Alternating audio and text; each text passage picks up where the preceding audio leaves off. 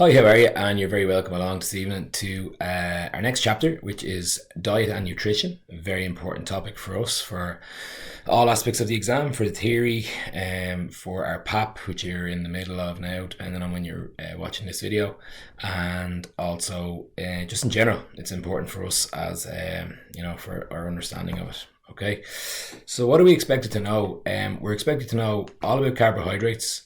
So the sources of carbohydrates in our diet, good sources, how much carbohydrates we should be having, and we should know that grams per kilo of body weight.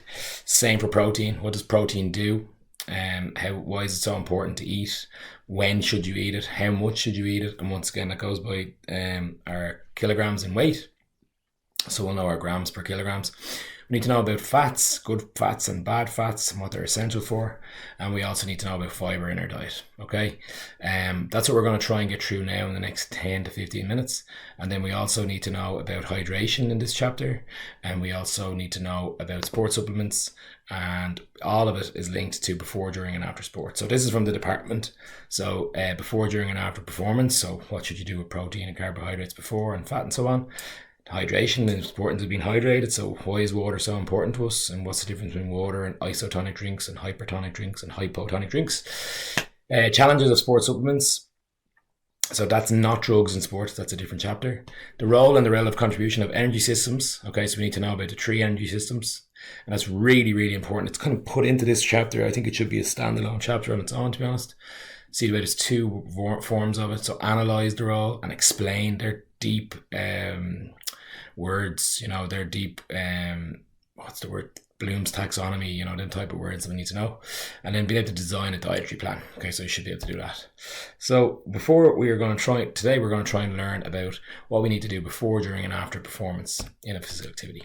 You need to know macronutrients and micronutrients. Okay, so macronutrients are required in a large amount by the body. So macro, a large amount. The three main ones are carbohydrates, proteins, and fats. And macros directly influence body composition. So they directly influence how big or small or how much excess body fat we have. So they should be counted correctly. Micronutrients consist of minerals and vitamins found in foods that are essential for good health. Most fruits and vegetables have our vitamins and minerals. So if we don't have our fruits and vegetables, we may not be able to absorb all the good stuff in our macronutrients. Okay. Whole foods is what we're encouraged to do. We should try and get all of our macros and micros from whole foods before we supplement. So whole foods are rich in these micros, whereas processed foods have reduced micros in order to prolong shelf life. Okay, I think we should understand that eating, an apple or an orange or a banana, carrots, broccoli, etc., that is better than us eating ultra processed foods or processed foods that have, sweeteners and additives and preservatives added them so that they can stay on the shelf longer. Okay, so there's our three macros: proteins, carbohydrates, and fats. So make sure you know plenty of sources of them. Okay, so I'm sure you do at this stage. So your breads, your wheat, your pasta, your rice, your fruits, they're all carbohydrates. Protein then is all our meats, fish, nuts, seeds, milk. And then fats, oils, avocado, nuts and seeds again, cod liver oil, olive oil, and lots of leafy greens as well can have fats in them.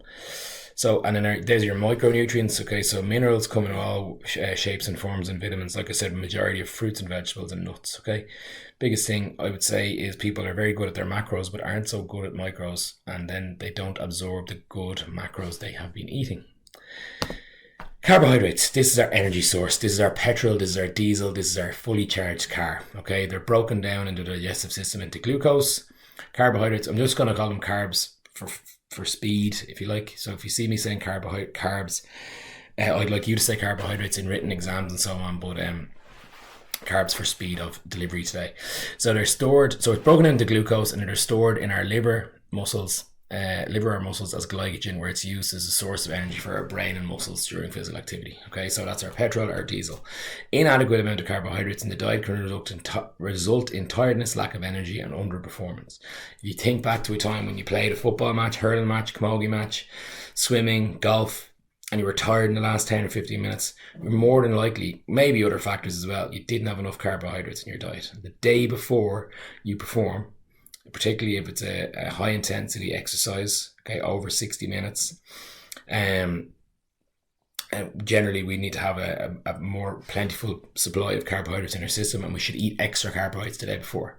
So if you normally have porridge for breakfast, sandwich for lunch, and pasta for dinner, you may need to add in extra bit of pasta, maybe have another sandwich or a bagel at night time, so that we have sufficient amount of carbohydrates in our system. There's all the sources of it. Okay, we've done that already. There's types of carbohydrates, are simple and complex. Don't think we need to know that in terms of like a written exam or anything like that, or being able to refer to them maybe in our PAP. We could say we've too much simple or complex in our diet.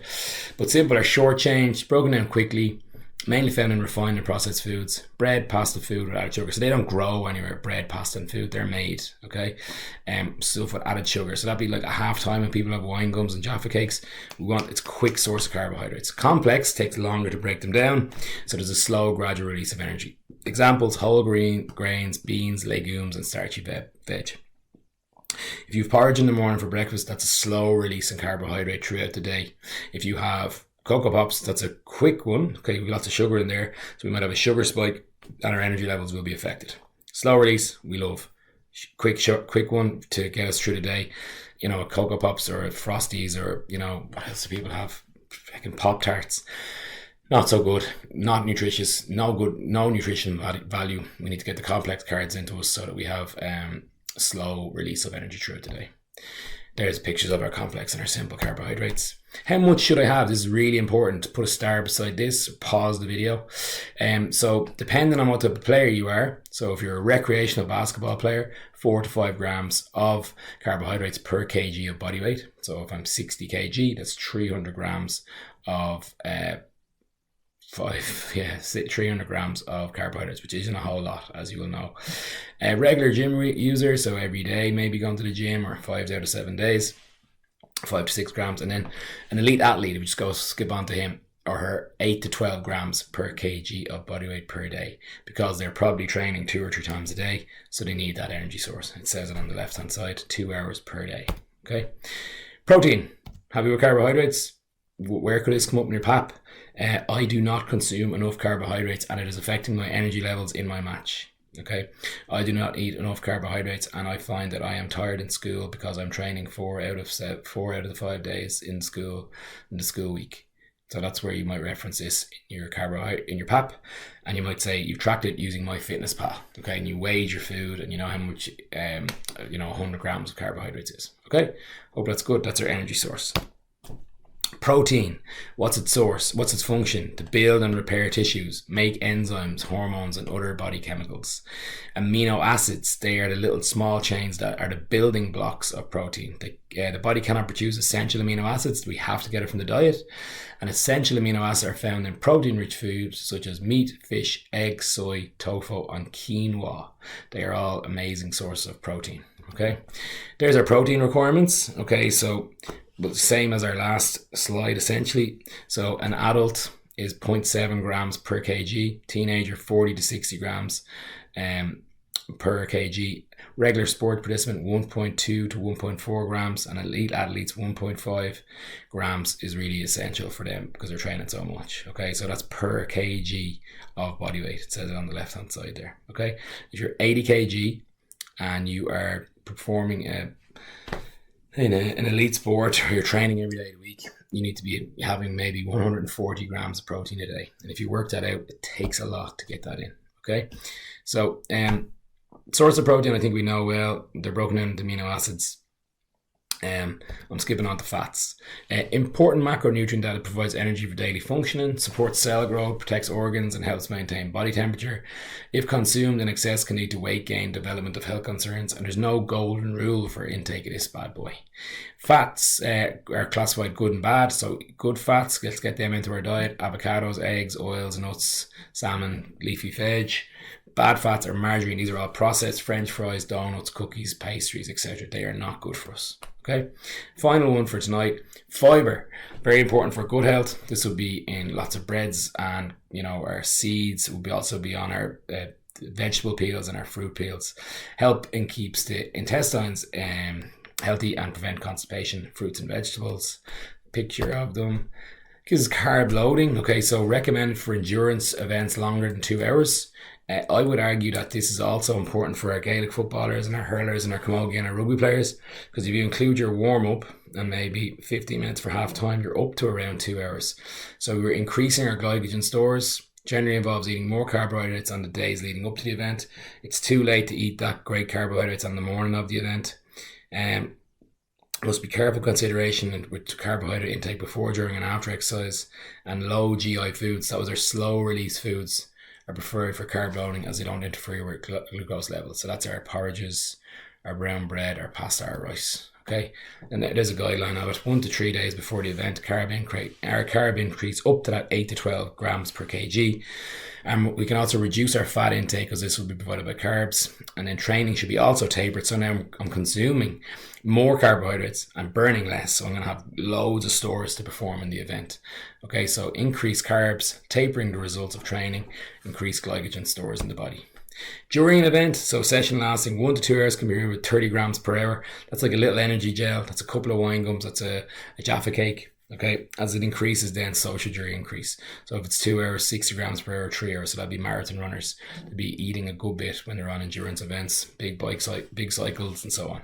Gels, bars, or liquid form. Experimentation. Do not experiment on the day of the exam, on the test, the day of the race, the day of the event. Make sure you've done it beforehand in training. And finally, carb loading after fuel intake, important to aid recovery, replace loss and repair damage. Consuming a carb and a protein mixed meal with 30 minutes of completing event is optimum. So we're getting our protein and our carbohydrates. So all the muscles that we've damaged from, we're going to repair with our protein. And a carbs to protein ratio is 3 to 1. Okay, essential to get our protein and our carbohydrates into us after an event. And a muju, or chocolate milk, is a simple form of that, where you're getting your carbohydrates in form of the sugar that would be in them, and you're also getting your protein in the milk. So thank you, that is right bang on. That is a little start to our carbohydrate, protein, fats and fibre chapter. Okay.